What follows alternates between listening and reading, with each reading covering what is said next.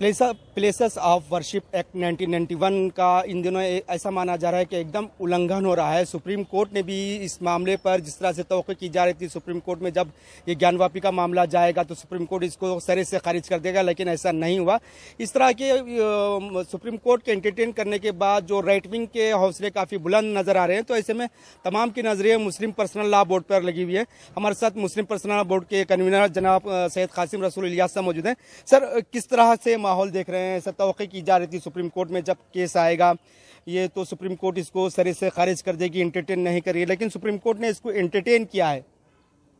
देखिए, असल में हमें अफसोस जो है वो निचली अदालतों के रवैये से है। यह एक्ट के बाद ऐसा महसूस किया गया था कि ये एक्ट आने के बाद और 2019 के बाविमत के फैसले में जो सुप्रीम कोर्ट ने जो मौक़िफ़ इख्तियार किया था कि अब कोई नया तनाज़ा नहीं खड़ा होगा और ये एक्ट जो है वो तमाम मसाजिद और मकाबिर और इबादत गाहों को तहफ़्फ़ुज़ करेगा, फ़राहम करेगा, प्रोटेक्ट करेगा, तो वो चीज़ें अब वो होती जा रही है, यानी क्वेश्चनेबल होती जा रही है। इसलिए कि जिस तरह अदालतें इस तरह की दरख्वास्तों को स्टे के बावजूद भी इंटरटेन कर रही हैं और फिर सर्वे का उसको वो किया जाता है और फिर उसके बाद सर्वे में बग़ैर यानी कि उसकी रिपोर्ट्स आए होने से पहले ही उसकी लीक हो जाती है और उस पर स्टे दे दिया जाता है दूसरे फरीक को बुलाए बग़ैर।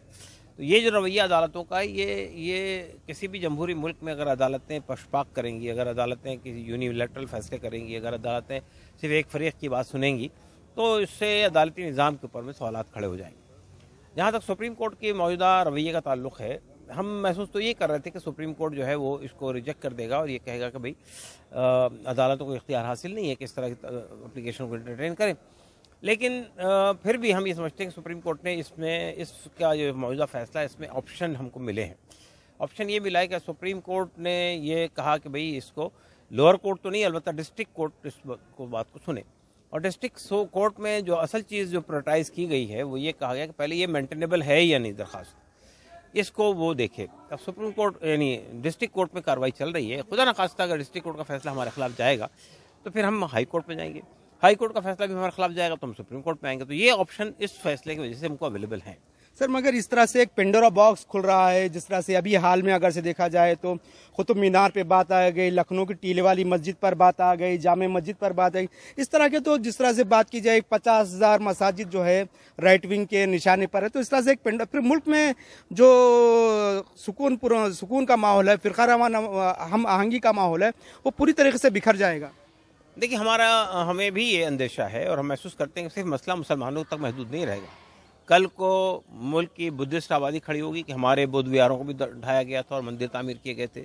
जैन खड़े होंगे कि हमारे भी मंदिरों को तोड़ के जो है यहाँ पे हिंदू मंदिर कायम किए गए थे। तो अगर आप तारीख़ में खुदाई करने के चक्कर में चले जाएंगे तो शायद हम हिंदुस्तान को खोद देंगे पूरी तरह से। तो ये मसला जो है ना, जो ताकतें इस वक्त बरसकदार हैं उनके पास इक़्तिदार तक पहुँचने के लिए कोई पॉजिटिव प्रोग्राम नहीं है, उनके पास इक़्तिदार तक पहुंचने के लिए कोई पॉजिटिव एजेंडा नहीं है। तो वो हिंदू मुस्लिम की बाइनरी खड़ी करके पोलराइज करना चाहती है वोटों को। लेकिन देखिए, हिंदुस्तान की जनता से हमें उम्मीद है कि आज नहीं तो कल नहीं तो परसों उनकी ये शरीयत को पहचान लेंगी और ये कहेंगी कि असल जो मुद्दे हैं, असल जो सवालात हैं मुल्क के सामने, महंगाई बढ़ रही है, बेरोज़गारी अपने शबाब पर है और बेशुमार मसाइल इंसानी समाज फेस कर रहा है, उन मसाइल से डाइवर्ट करने का भी एक रास्ता इन्होंने निकाला है। लेकिन उन्हें सबक लेना चाहिए श्रीलंका से कि वहाँ भी यही कुछ किया था वहाँ की हुकूमत ने, पहले तामिलियंस के ख़िलाफ़ में, फिर मुसलमानों के ख़िलाफ़ में। लेकिन आज क्या हुआ, तामिलियन, मुसलमान, सिंघाली सब जो है हुकूमत के ख़िलाफ़ खड़े हो गए। तो अगर हुकूमत का रवैया यही रहेगा तो उसको वो अंजाम को भी याद रखना चाहिए जो हमारे करीब की मुल्क में हो रहा है। सर, ज्ञानवापी पर ऐसा सुनने में आ रहा था मुस्लिम पर्सनल लॉ बोर्ड भी मदाखलत करेगा उस मामले पे, क्या एक्शन प्लान बना है मुस्लिम पर्सनल बोर्ड ने इस तरह के मामले से टैकल करने के लिए? देखिए, all India Muslim personal law board जो है वहाँ का मसला ज्ञानवापी मस्जिद का मसला, वहाँ की मस्जिद इंतज़ामिया एक कमेटी है वो देख रही है और उनसे बात हो चुकी है और वो ये कह रहे हैं कि पहले मरहले पे हमें आप इस केस को लड़ने दें और अगर खुदा न खास्ता कोई ऐसी बात होती है तो हम आपकी हेल्प लेंगे। लेकिन हमने हमारी पर्सनल लॉ बोर्ड की अभी वर्किंग कमेटी की मीटिंग हुई चंद दिन पहले, उसमें ये फैसला किया कि हमारी जो लीगल टीम है वो इनको हर तरह का सपोर्ट देगी, अखलाकी सपोर्ट देगी, इवन ज़रूरत पड़ी तो माली सपोर्ट भी देगी। तो ये फैसले के बाद हमारी टीम हरकत में आ गई है। अभी उसकी 2 दिन कबल वहाँ मीटिंग हुई थी और उसमें हमारी टीम के अफराद भी शामिल हैं। मस्जिद इंतजामिया कमेटी ने जो वकला की टीम खड़ी की है इस मामले को कार्रवाई पे, उसमें हमारी टीम के लोग भी शामिल हैं। तो इसलिए हम उनको लीगल एड हर तरह से प्रोवाइड कर रहे हैं, हर सतह पे प्रोवाइड कर रहे हैं। वो काम रहेगा और हम ये कोशिश भी करेंगे कि इस वक्त सुप्रीम कोर्ट में ये जो वो है आपके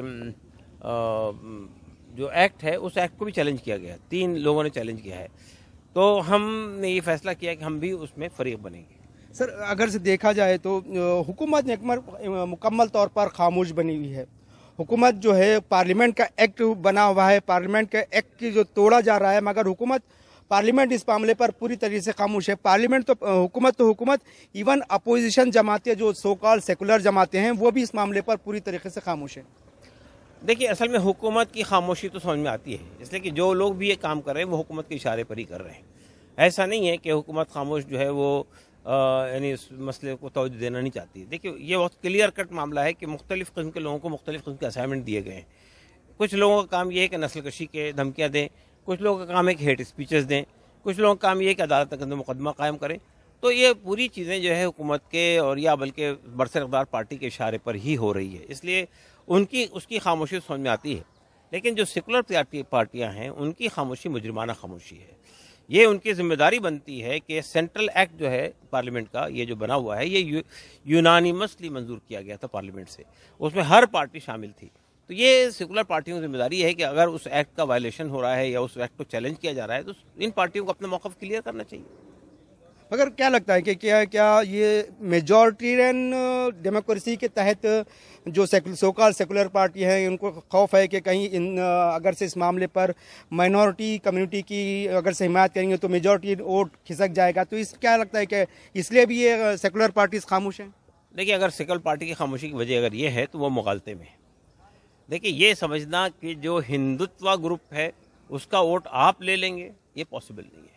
सॉफ्ट हिंदुत्व करके हम हार्ड हिंदुत्व का भी वोट हासिल कर लेंगे, बिल्कुल गलत है। अगर किसी को हिंदुत्व पे वोट देना है तो हार्ड हिंदुत्व पे वोट देगा, सॉफ्ट हिंदुत्व पे वोट नहीं देगा। सेकुलर पार्टियों को बुनियादी तो देखिए, एक बात समझने की कोशिश कीजिए, असल में ये जो लोग तोलते हैं ना, इसका हमको क्या फ़ायदा होगा, इसके बुनियादी तौर पर सियासत को उसूल का पाबंद होना चाहिए, किसी उसूल का पाबंद होना चाहिए। आप कहिए कि ये उसूल हमने तय किए, हमको नुकसान हो या फ़ायदा हो, हम इस पर कायम रहेंगे।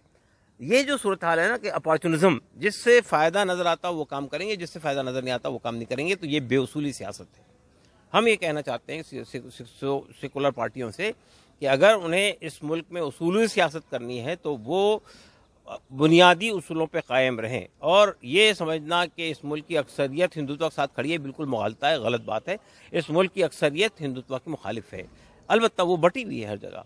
अगर सेकुलर पार्टियां उसको एकजुट करने में कामयाब हो जाती हैं तो वो वापस आ सकती है। सर, जिस तरह से गुज़श्ता कुछ सालों से देखा जा रहा है कि मुल्क को जो है मेजॉरिटियन डेमोक्रेसी की तरफ ढकलने की कोशिश की जा रही है, तो ऐसे में माइनॉरिटीज़ में खौफ, अब जो बुलडोज़र की जो सियासत चल रही है, इस तरह से मुसलमानों के दिमाग को भी बुलडोज़ किया जा रहा है, पस्त हिम्मत किया जा रहा है, खौफ की सियासत चल रही है, तो ऐसे इसमें मुसलमानों को पास कोई सियासी ऑप्शन नज़र नहीं आ रहा है, तो किस तरह से मुसलमान खुद को संभाले इस मामले पर? देखिए, पहली बात मैं वाज़ेह करना चाहता हूँ, चूँकि मैं मुल्क के मुख्तलिफ इलाकों में जाता हूँ, मुसलमानों में कोई खौफ नहीं है। मैं अभी खरगोन जाकर आया हूँ जहाँ पर बुलडोज़र चलाया गया, कई मकानात तामीर किए गए। वहाँ अभी चंद दिन पहले वहाँ की ख़वातीन ने एक बहुत बड़ा मुजाहरा किया कि बच्चों को जो गिरफ़्तार किया गया उसके ख़िलाफ़ में, और मुसलमान कौम को का खौफ में मुब्तला हो जाना ये बिल्कुल उनके शान ही नहीं है। वो इससे ज़्यादा सख्त हालात वो देख चुके हैं, इसलिए मुसलमान तो खौफज़दा बिल्कुल भी नहीं है। दूसरी बात, अब ये कह रहे हैं कि मेजॉरिटियन सियासत, मेजॉरिटेरियन क्या बात है? ये जो आप समझते हैं कि बीजेपी जो है वो मेजॉरिटी को रिप्रेजेंट करती है मुल्क की, बिल्कुल नहीं।